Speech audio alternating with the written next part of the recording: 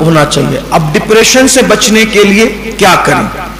چلیں اللہ نہ کرے کسی کی قسمت ہی ایسی ہے کہ گھر والے ستاتے ہیں، تکلیف دیتے ہیں، سکون نہیں ہے، تو ڈپریشن سے بچنے کا علاج کیا ہے؟ نمبر 1 سب سے آسان علاج یہ ہے، جب بہت ڈپریشن کا شکار ہو جاؤ تو ٹھنڈے پانی سے وضو کرو اور مسجد میں بیٹھ کر قرآن کی تلاوت کرو. آپ کا ڈپریشن نہ ختم ہو تو پھر کہیں.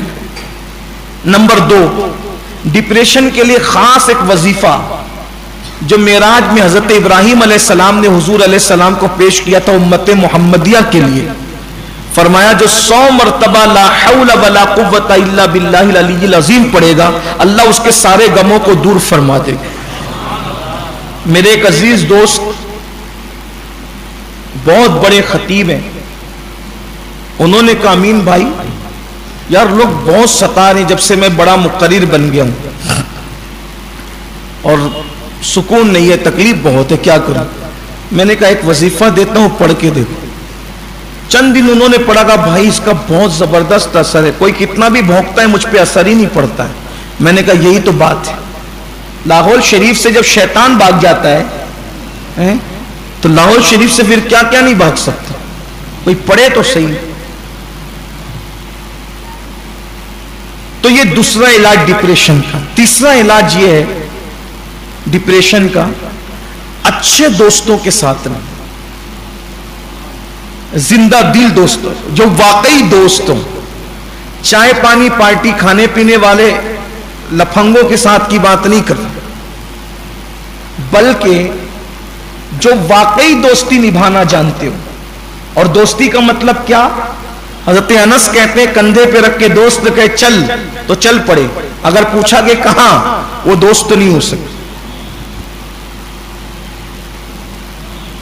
ایسے دوست تو ڈھونڈے، بلکہ ڈھونڈے کیا ڈھونڈنے سے بھی نہیں ملتے. دعا کرے اللہ کی بارگاہ، اللہ تیرے دوستوں سے دوستی کروا دے، اللہ تیرے دوستوں سے دوستی کروا دے. اور واقعی جو اللہ والے ہیں وہ دوستی نبھاتے ہیں اور بہت نبھاتے ہیں، اور ان کا دوستی نبھانے کا انداز بہت اچھا ہے. اس پر میں تقریر کر چکا ہوں پہلے کہ اللہ کے لیے محبت کرنے کے فائدے کیا ہے. وہ صرف اللہ کے لیے محبت کرتے ہیں لوگوں سے. چائے پانی کھانا پارٹی تحفے تحائف کے لیے کوئی ان کی محبت نہیں ہوتی، ان کی محبت لوجہ اللہ ہوتی ہے، اللہ کے لیے ہوتی. تو ایسے دوست تلاش کریں. اور چوتھی بات، 1000 ڈپریشن کے باوجود مسکرانا سیکھیں.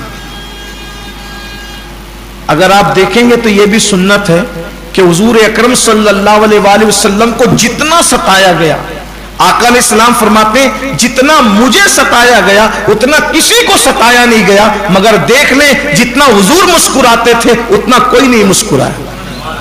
جس کی تسکین سے روتے ہوئے ہنس پڑے اس تبسم کی عادت پہ لاکھوں سلام. تو ڈپریشن سے نکلنے کا یہ اچھی کتابیں پڑھیں، اچھے لٹریچر کا مطالعہ کریں، اچھے دوستوں کے ساتھ رہیں، مسکرانا سیکھیں، اچھی بات کرنا سیکھیں. اور ایک بات ڈپریشن سے نکلنے کا سب سے بڑا طریقہ بتا دوں، جب سب سو جائے. دیکھیے آدمی جب اندر سے بھرا ہوتا ہے تو جب تک کسی کو کہتا نہیں ہے تو وہ اندر سے پکتا رہتا ہے، بے چین رہتا ہے اور اس کے ٹینشن بڑھتا رہتا ہے.